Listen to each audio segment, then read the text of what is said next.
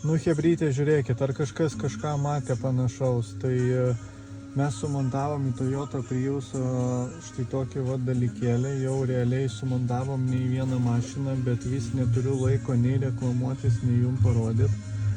Tai čia sumontuota automatinė salono aromatizacija ir ionizacija. Tai jums valo orą nuo visokių ten nemalonių kvapų, nuo dūmų, nuo pelėsio, nuo drėgmės kvapo, nemalonaus ir panašiai.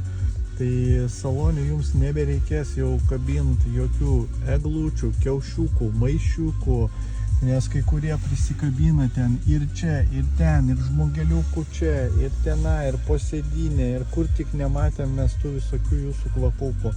Tai visi kvapukai skirtingi, kvapas susimaišo, kvapas yra vis tiek toksai neprabangus, o labai papigiaiskas, dišmanskas, tai nežinau.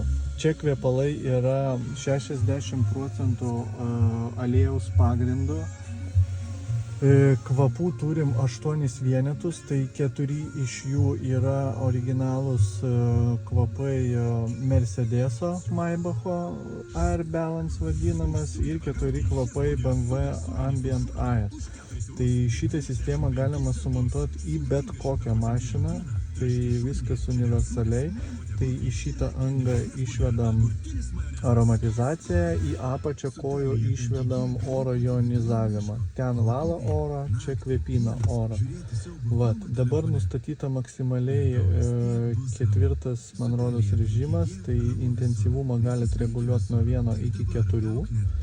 Tai tik įsistačius, tai be abejo galima prasikvėpinti ant 4, o paskui jau pamažinti iki 1 ir taupysis patys kvepalai ir plus realiai jeigu ant 4 pastatyti maksimalų intensyvumą, tai mašinoje realiai neįmanoma sėdėti. Nors turim tokių klientų, kas labai mėgsta, kad kvepėtų ir džiaugiasi šito dalyku.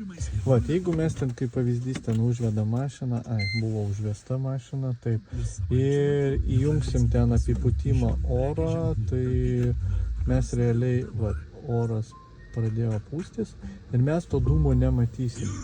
Mes dūmelį matom tik tada, kada oras nesipučia, automatiškai neišpučia mums to viso dūmo ir mes tą dūmelį matom, bet irgi ganėtinai gražus ir fainas efektas, nežinau, bent jau man patinka. Taip pat susimontavęs savo į pitaką tokį dalyką, tai važinėjau, džiaugiuosi, kvepia šakės, visi klausia,